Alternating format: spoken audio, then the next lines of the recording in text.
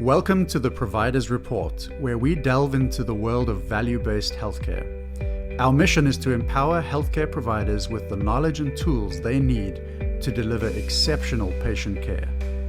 Each episode, we explore best practices, innovative strategies, and real-world examples of how to achieve the highest standards in patient communication and outcomes.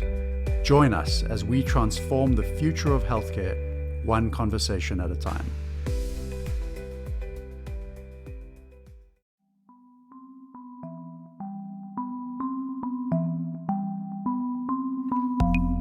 Hey everyone, welcome to Better Doctor Project, where we interview healthcare providers to tap into their experiences so we can turn our challenges into our biggest strengths. We hope today's episode inspires you to take the next step to become who you want to be in practice. I'm Dr. Beck. And I'm Dr. Mack. Let's get started.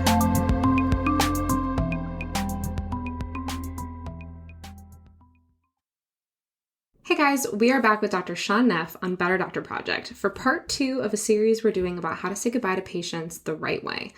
Today's episode is about co-management. And remember, there are 3 real reasons why this quote-unquote breakup might occur. Number 1, the patient's doing great. They're better, which is awesome. Number 2, we might need to co-manage with another provider, which is what we're going to talk about today. And lastly, number 3, maybe we're just not the right provider for that patient at the given time. So an immediate referral is necessary. If you flip back to episode 3, we actually talked with Dr. Neff about that first one.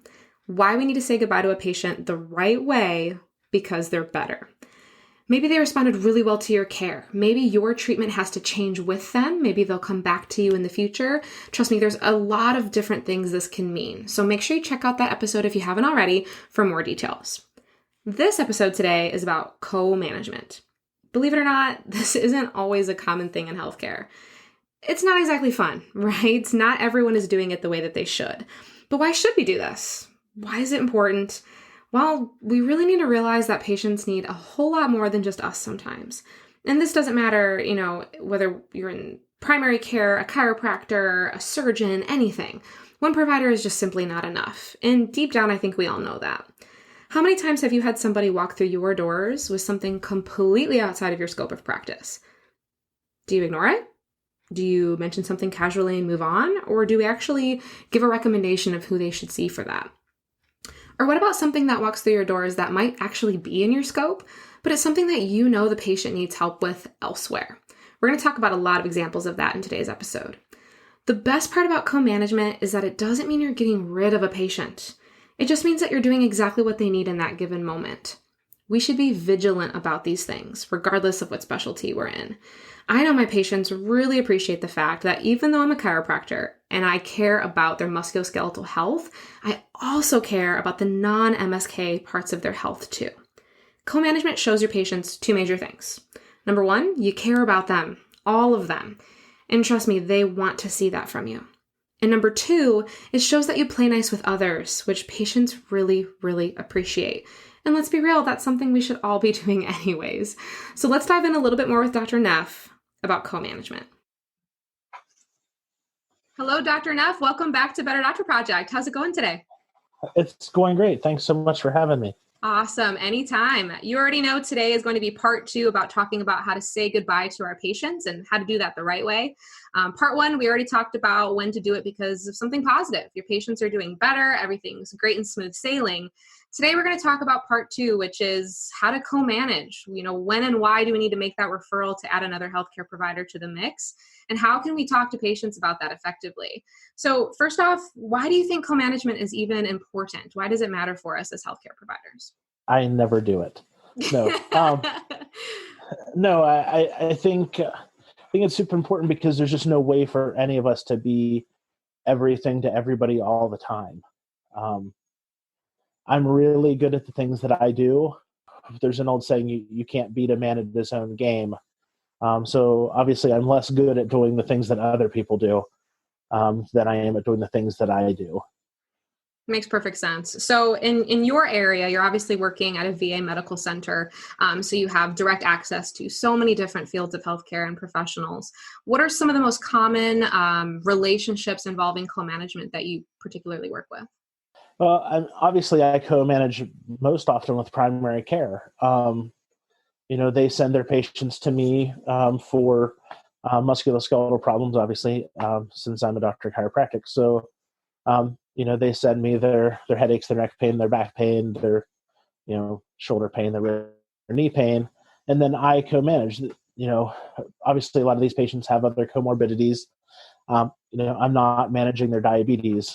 I'm not managing their congestive heart failure. I'm co-managing them with primary care or with cardiology. I have a patient right now who has multiple myeloma that I'm obviously co-managing between myself, primary care, and his oncologist. He came to me because his neck pain had acted up again. He's a patient that I previously seen and discharged. When he came, he had recently had some labs done. And patients like me to tell them what their labs say. It's usually a while until they see their primary care, and I tend to do a pretty good job of explaining things. So I was going over the labs with him, saw that there was, some abnormal things, got back in touch with primary care, and then I went ahead and referred him to oncology. So we have a fantastic oncologist who did a great job with him, and he's doing so much better now. And it allowed me to keep, obviously, seeing this patient because he didn't die. So that's if he had died, then that would have been an involuntary discharge on my part. So very happy that I co-managed him and that he's still around because he's a great guy.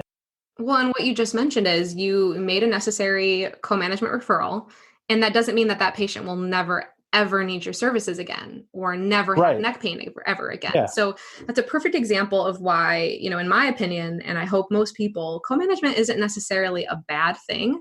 And I do feel like sometimes it does get a bad rep. Sometimes a patient may not be, 100% willing to go through with a co-management referral. Have you ever noticed something within a patient that maybe was in or outside of your scope, and you recognize they needed to see somebody else? You present that to the patient, and for whatever reason, I don't want to see my primary care for that. I don't want to deal with an ENT referral. Have you ever had a patient respond in that kind of manner, and how did you handle that? That most commonly happens to me with mental health care, to be honest. So I do remember having a patient about 2 years ago who came to me.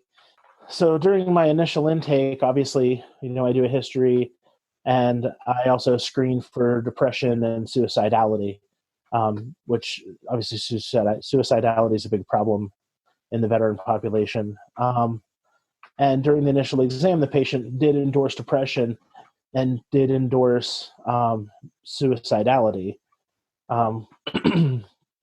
So at that point, obviously he still had the condition that he came to see me for, but we also needed to get him in to see somebody in the mental health care realm as well, which is something that he was actually very resistant to. And I just had to be exceptionally firm with him and make sure that I had a warm handoff into mental health to get him some help. And he wasn't super excited with me. He did try to backtrack his answers and said, well, I didn't really mean that when I said it before.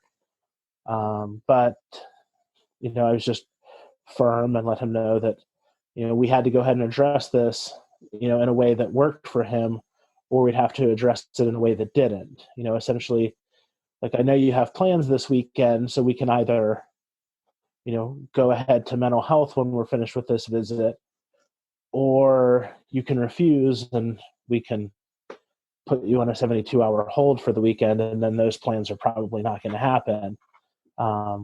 And so he did go ahead with with the mental health care, and he actually did really well with it, and I think really appreciated it after the fact. But a lot of people are resistant to mental health care. Patients usually resist that referral, even though it's an invaluable tool, I think, for lots of things. Pain psychology is a great adjunct when you're treating pain like I do. But in general, I think destigmatizing mental health care and mental health illness is an important thing we need to do. But that's one where patients generally tend to resist. That's a really great example of someone who is resistant and even just transitioning and initially starting that care. Have you ever had times where patients are already in co-management with another provider or multiple providers, but maybe they let it slip to you that they're not really being compliant with a treatment care plan from another provider? How do you handle that? Do you address it? Do you bring it up to the other provider? How do you approach that kind of situation? So normally I tell them that they need to let the provider know. Sometimes it'll be, yeah, I don't actually take that medication, or I don't take that medication in the way that they told me to, or I'm not doing that exercise or whatever it is. And I normally tell them, like, look, lying to any of us really hurts you. It's inconvenient to us, but the end cost of it lands on you because it's your health. We can't help you if we don't understand what's going on. So if you're having problems with the medication or treatment, you need to talk with the doctor who prescribed that treatment about the best way to move forward. You can't lie about it. We're all on the same team. Yes, absolutely. Definitely. Have you noticed, obviously your situation at the hospital is unique, again, because all of those providers are down the hall or up a floor from you. But have you found that particular strategies work best maybe when you were in private practice, if you did have to co-manage and make that referral? Was there a particular strategy that helped you make that bond with another provider or maybe establish, a friendly partnership with that patient? In what way did you reach out? I try to reach out beforehand and establish relationships with other providers to begin with. I think co-managing with somebody that you already know and trust is a lot easier than trying to create the relationship after you need them. So when I was in private practice, I would take gifts over at the holidays or something like that. And there was a primary care group that my office would have lunch with every month, all of our staff. And we would get together and have lunch just to kind of build rapport between our staffs because we had a lot of overlap in patients. So I think establishing those relationships beforehand is the best way to do it. But if you have to establish a relationship on the fly, I think the best thing you can do is keep the patient and their well-being at the center of it, because that's really the most important part of your relationship with that other provider.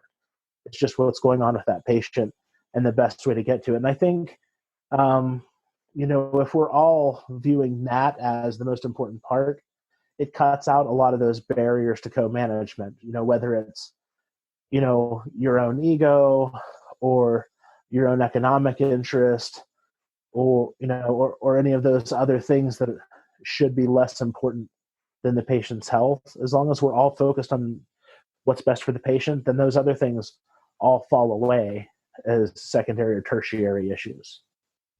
Right. As an example, I was just talking to somebody about this. There was a feed online of talking about how to treat different forms of vertigo and what that looks like. And a lot of the chiropractors were, of course, talking about how, cervicogenic vertigo is something that we deal with essentially. Aside from that, if there's some kind of vertigo that we cannot treat, why would we not refer to someone who has more experience with it, someone who does it every day, all day? We would expect the same regardless of what we do. I primarily focus on spinal manipulation, exercises, and rehab. I'm going to stick to those, whereas I'm going to refer to somebody who's more likely to do those things on a daily basis. And I was surprised at the pushback. Some people, again, like you mentioned, for economic reasons, ego reasons, not every provider is completely on board with co-management. What would you recommend to someone who maybe hasn't been open to it in the past, but would like to be more involved with co-management? How can they start now? If they have no experience with this, where can they start to implement that into their everyday practice? I would say the obvious low-hanging fruit is just to send a letter to the other providers of the patients that you're seeing, letting them know what you're doing with the patients that you share. I think that's the easiest, smallest thing we could all do to help create better communication between providers. And the easiest way to do that on a daily basis, that's kind of routine, would be fax, email. What do you think is most common right now? In private practice, I honestly don't know anymore. I'm a little out of that. we're blessed in the VA that we have an overarching electronic health record. Mm-hmm. So, any provider that my patient sees can see any notes or reports that I generate. When I was in private practice many, many moons ago, I would fax or mail a letter. I would assume that probably email is more prevalent now. But if you're going to be sharing protected health information, email is not necessarily always the most secure. Mm-hmm. Granted, neither is fax, but I just don't feel like there's that many fax hackers in the world. But certainly, I think it seems easy for people to dip in and out of other people's email. So maybe just a regular snail mail letter might be the best way. I mean, how often do you get a piece of mail about a patient? I feel like I would open it. Definitely. It certainly has a personal touch for sure. I would love to circle back to what we were talking about kind of the reasons why we might be hesitant to co-manage. And I think one of them too, even aside from economic reasons and some of those, is just a lack of knowledge of what other providers can do for patients and what exactly their treatment entails. Obviously you in the VA, and especially for those who have had the opportunity to do rounds, go through residencies, you get a lot more exposure, I think, in all these different areas of the hospitals. But when you're in private practice, it's a little more challenging, and especially for those healthcare professions that don't have that kind of exposure or residency opportunities for everyone. How do you get a better understanding of the main providers that you'll be referring to and have those close relationships with? Well, I think, like I said, establish the relationship beforehand. So, reach out, stop by, visit, ask another provider if you can come in and just see what they do. I always tell everybody, regardless of specialty, if you're trying to create a referral network, reach out to the people first to find out who they'd like you to refer to them. Human beings have a tendency to be interested in their own interests. So I think reaching out and saying, hey, I have patients that I need to co-manage. What's your favorite thing to treat? And what's the best way for me to get these patients to you is a good way to create that dialogue. And I think it leads to them reciprocally asking you the same thing. And then, you start to develop, a mutually beneficial relationship that helps both of you as well as your patient, which obviously is the most important part. I love that, Dr. Duff. So now you have to tell me what your favorite condition is to treat. Headaches. I love to treat headaches. I don't like treating low back pain that much. Low back pain's hard to treat. It's chronic and it's episodic and it comes back. And headaches respond really, really well to cervical manipulation. Patients are super, super grateful. It's just so much more fun than treating low back pain. So, yeah, we definitely all have our favorites. That's for sure. I can imagine any provider would. Speaking of, things that interest us as healthcare providers, what about patient interest? I know whenever I refer to a physical therapist, instead of just sending them to my favorite person, the first thing I say is, hey, Sue, have you been to PT before? Do you have a PT that you currently trust? And sometimes I'll be like, they'll say, yeah, I saw somebody for something else 7 years ago. I liked him. And I'll say, great, let's find that person and send you right back. Because even though I might have a PT that I love, if they've already had a positive experience with another healthcare provider, why not, keep that relationship going? It might create a relationship for you personally as a healthcare provider if you're unfamiliar with them. So that's just another way I think to make co-management a little easier. Yeah, and I think that's a great point is, having that intermediary to help create that relationship is one of the best ways. The primary care practice that we had lunch with, our whole relationship began because they were one of two primary cares in the county who did house calls for shut-ins. And I was the only chiropractic office in the county that did house calls for shut-ins. So we actually happened to have several patients in common, and one of them said, you need to meet my primary care doctor. You guys would get along great. And that's actually what spurned the relationship. And we ended up co-managing a huge amount of patients Anytime one of us would end up with a patient, who was in that situation, where they needed the other person, but they just couldn't get there, then, we would kind of loop in the other provider because, we were providing a niche service that wasn't available with most other people. So yeah, absolutely. Having that third person to vouch for you, I think really helps. Obviously, not everybody listening knows this, but Annabelle and I became friends because Rebecca and I were friends, and Rebecca and Annabelle were friends. So in the absence of Rebecca, Annabelle and I probably wouldn't even know each other. So it would be a sad day. Relationships are definitely everything. And there's such close degrees of separation. And, right now, I think we're feeling that more than ever here as we're dealing with quarantine issues and a whole new set of interesting, turf here that we're going over, and our patients are all dealing with it too. So yeah, there's absolutely very close-knit community, and just comes down to treating people like people and creating that human connection. Hopefully by the time this airs, everyone will be like, oh yeah, that was a thing we did before. Yeah. And not like yes, we're still in quarantine. Let's hope so. Well, Dr. Neff, before we go ahead and wrap up part 2, I want to go ahead and end with a story. Do you possibly have a patient that for whatever reason you made that appropriate referral and it basically changed their life? You already mentioned one patient with the mental health referral. Can you think of another where that patient, turned back, they came back into your practice maybe a couple months or even a couple years later, and it reminded you why that referral was so necessary because it truly changed their life?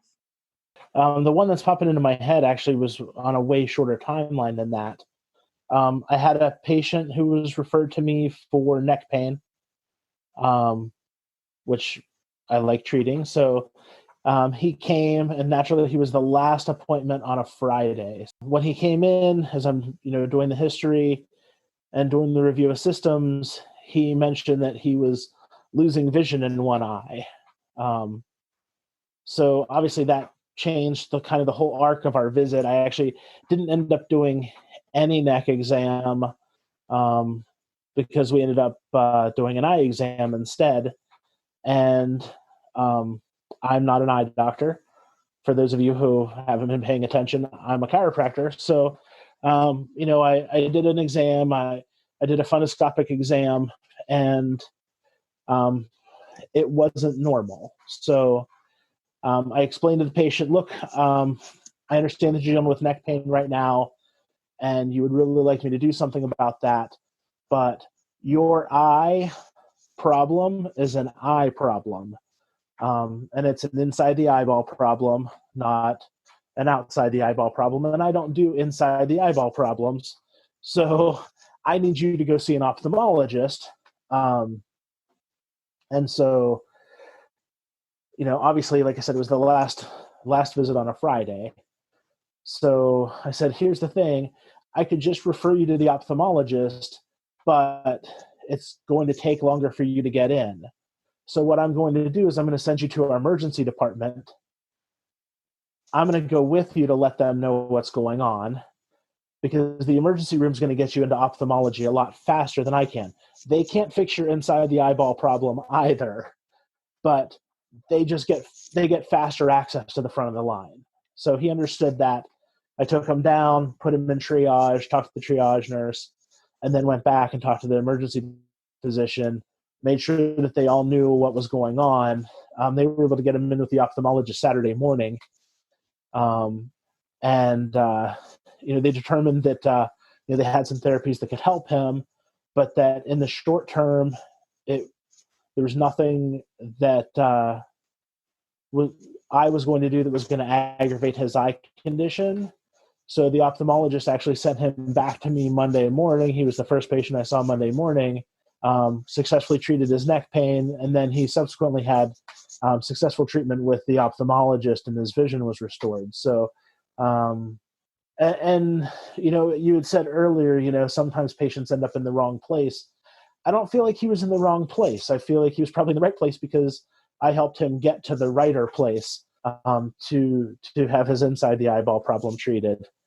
And I mean, really, at the end of the day, that I think that's the outcome we should all hope for, is that when patients come to us, that we are the right place to get them to where they need to be. Yeah, absolutely. And that's a perfect example. What you just said, that story truly encompasses a three-way partnership between you, the emergency department, the ophthalmologist, and how it resulted in that patient getting exactly the care that they needed.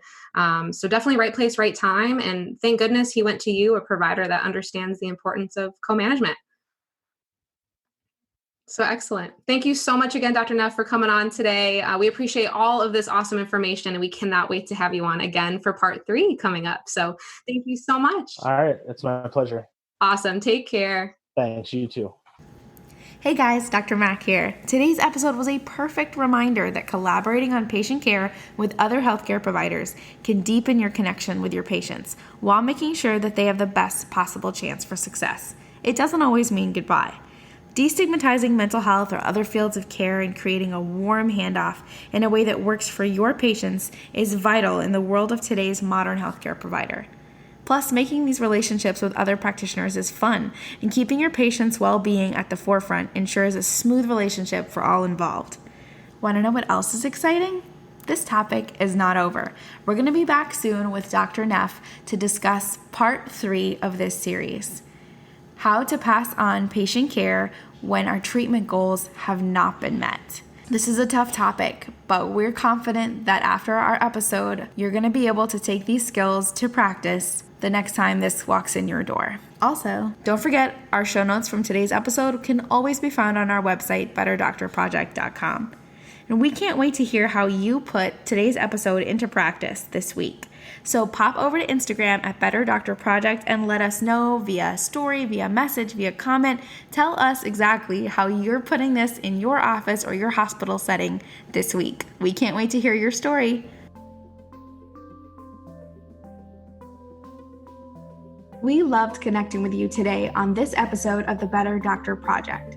We can't wait to share our next podcast with you in just 2 weeks. Same time, same place. Until then, pop over to Instagram to follow us at Better Doctor Project or keep up with us at betterdoctorproject.com.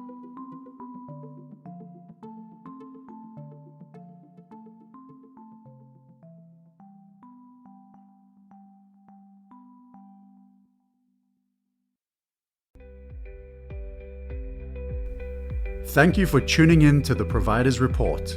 We hope you found today's episode valuable and inspiring. To stay updated with our latest episodes, subscribe to our podcast wherever you like to listen. For more resources and continuing education opportunities, visit our website. Together, we can make a difference in the lives of our patients and truly set a standard for value-based healthcare.